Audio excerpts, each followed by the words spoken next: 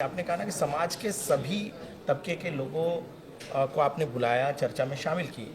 लेकिन आलम देखिए कि आज लोग जब नमाज पढ़ने गए तो काली पट्टी लगा करके गए, तो कहीं ना कहीं कुछ कमी रह गई या विरोध जो शुरुआत से था वो ख़त्म नहीं हो पाया आपके चर्चा के बावजूद भी। आपका नवरात्र का व्रत है। आज तक के इतिहास में व्रत में आप पूजा कर रहे हो तो किसी मंदिर में भी कभी किसी संगठन ने अपील किया हो, कोई सरकार रही हो कांग्रेस की, समाजवादी की, कि आप मंदिर में जाकर के और पूजा के समय आप विरोध करें? आखिर मंदिर हो वो पूजा की घर है, अगर मस्जिद है तो इबादत गाह है। ईदगाह में आज 1 महीने का रोज़ा रख करके अगर मुसलमान या अल्पसंख्यक अपना प्रेयर ऑफर करने गए हैं तो आज उस इबादत गाह को सियासत गाह बना दिया all India Muslim personal law board में। मेरा यही आरोप है कि इसका जवाब दे दे कि अगर उनको सियासत करना है तो सड़क पे करें। जंतर मंतर में उन्होंने किया, अभी बिल नहीं आया अमेंडेड, बिल अभी पार्लियामेंट में आएगा, उसमें बिल बेहतरी के लिए आ रहा है। लेकिन अगर उस बिल में कहीं कोई एतराज़ होगा तब भी वो विरोध कर सकते हैं, लेकिन विरोध उन्होंने शुरू कर दिया, चाहे वो जंतर मंतर हो, चाहे नीतीश कुमार पे दबाव डालने के लिए पटना चले गए हों या चाहे वो। लेकिन मैं एक बात कहना चाहता हूँ, आज आपने देखा कि अगर आज प्रेयर था, आज सबको मस्जिद और ईदगाह में नमाज पढ़ना था, तो all India Muslim personal law board ने काली पट्टी बांधने की बात कौन कही? काली पट्टी का एक सिंबल होता कि हम जहाँ जा रहे हैं उसका प्रोटेस्ट करेंगे, तो इसका मतलब अल्लाह के खिलाफ प्रोटेस्ट करवाया, इतनी सियासत किया। ये सोची समझी कहीं न कहीं all India Muslim personal law board, Owaisi, Congress, Sapa, क्योंकि आज वो मुस्लिम को वोट बैंक समझते हैं, आज वो तुष्टीकरण की राजनीति कर रहे हैं। आप देख रहे हैं एक तरफ सारी योजनाओं में लाभ। कह रहे हैं कि किसी ने विरोध करवाया, क्या आपको लगता है कि इसके पीछे कोई साजिश थी? आखिर विरोध निश्चित है इसके, जैसे आपको याद होगा कि जब 3 तलाक की बात थी तब भी पूरे देश में किया गया। क्या तमाम इस्लामिक कंट्री में 3 तलाक नहीं है? अगर रोटी कहीं जल गई तो उसकी अहलिया को, पत्नी को अगर 3 बार तलाक कह दिया तो सड़क पे बच्चों के साथ आ गई। तो ये इस तरह का कानून जो मुस्लिम महिलाओं को इतनी असुरक्षा थी जीवन भर, तो अगर उस कानून लाए, किस तरीके सीए का आया, आपने देखा शाहीन बाग में जिस तरीके से लोगों ने धरना दिया। आर्टिकल 370-35A को समाप्त करने की बात थी तो महबूबा मुफ्ती ने कहा खून की नदियाँ बह जाएंगी।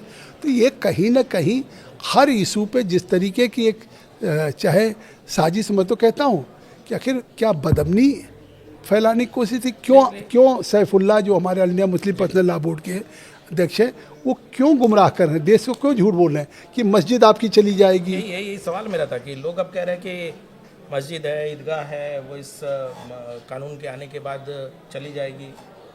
कहीं नहीं जाएगी। मैं चुनौती देके, मैं Saifullah all India Muslim personal law board के बात कर लें, मैं चुनौती देता हूँ वैसी को, कांग्रेस के चाहे इमरान मसूद हों, चाहे समाजवादी पार्टी के मुहिबुल्लाह हों, चाहे जिस पार्टी के, तृणमूल कांग्रेस हो, डीएमके हो, कि कौन सा अमेंडमेंट सरकार लेकर के आई है कि जिसमें किसी क्लास से अगर ये कानून पास हो जाएगा तो उसके बाद मस्जिद चली जाएगी, खानका या ईदगाह चली जाएगी। जहाँ भी आज मुस्लिम रिचुअल होता है वो रहेगा।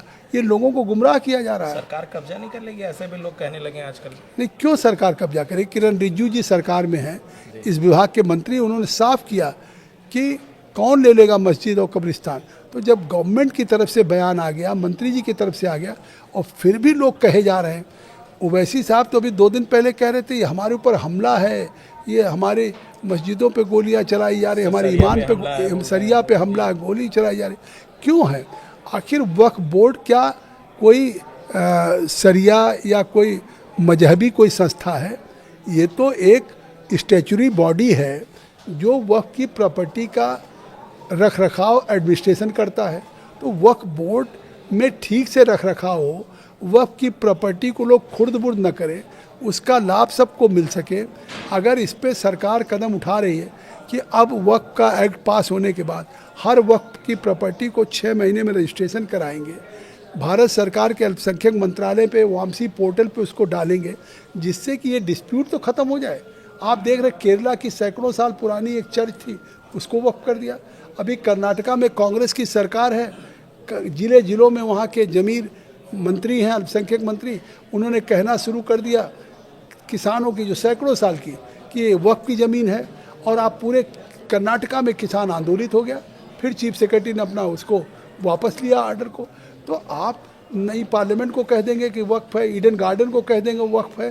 तो ये इस डिस्प्यूट का अंत होना चाहिए कि भाई वक्फ का हर चीज़ को क्लेम नहीं कर सकती। वक्फ कहीं पे जहाँ वक्फ की प्रॉपर्टी, अब कहते हैं साहब हमारे पास डीड नहीं है, हमारे पास कोई डॉक्यूमेंट नहीं, तो डॉक्यूमेंट नहीं है, डीड नहीं है, तो भी अगर मस्जिद है, खानकाह है, कब्रिस्तान है, तो वो वक्फ की प्रॉपर्टी रह सकती है। लेकिन अब गवर्नमेंट ऑफ इंडिया की 123 प्रॉपर्टी जो 1911 में ब्रिटिशर्स ने कलकत्ता से दिल्ली को राजधानी बनाने का फैसला किया, तो उस समय देश के राजधानी दिल्ली के किसानों से कंपनसेशन दे करके जो प्रॉपर्टी अंग्रेज़ों ने कंपनसेट करके एक्वायर किया 1911 में, 1970 में आके आज़ादी के बाद वक्फ बोर्ड ने क्लेम कर दिया कि हमारी 123 प्रॉपर्टी, वो जो गवर्नमेंट की प्रॉपर्टी, वो वक्फ की है। और 84 में कांग्रेस की सरकार ने उसको मिनिस्ट्री ऑफ अर्बन डेवलपमेंट से कहा कि इसको वक्फ बोर्ड को ट्रांसफ़र कर दीजिए। वो तो विश्व हिंदू परिषद के लोग हाई कोर्ट गए, स्टे हुआ।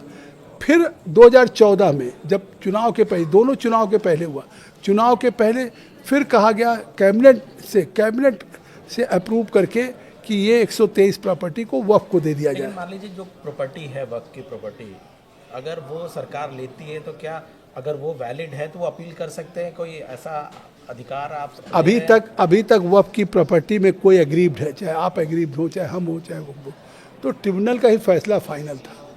आखिर बताइए, कहीं भी लैंड की कोई डिस्प्यूट हो तो कोई भी व्यक्ति अगर उसको छोटे न्यायालय से फैसला नहीं मिला, एग्रीव्ड है, वो हाई कोर्ट जाना चाहता, सुप्रीम कोर्ट जाना चाहता, तो देश में हिंदू हो, मुसलमान हो, बैकवर्ड हो, दलित हो, अगड़ा पिछड़ा, कोई भी इस देश का नागरिक है तो वो हाई कोर्ट, सुप्रीम कोर्ट जा सकता है।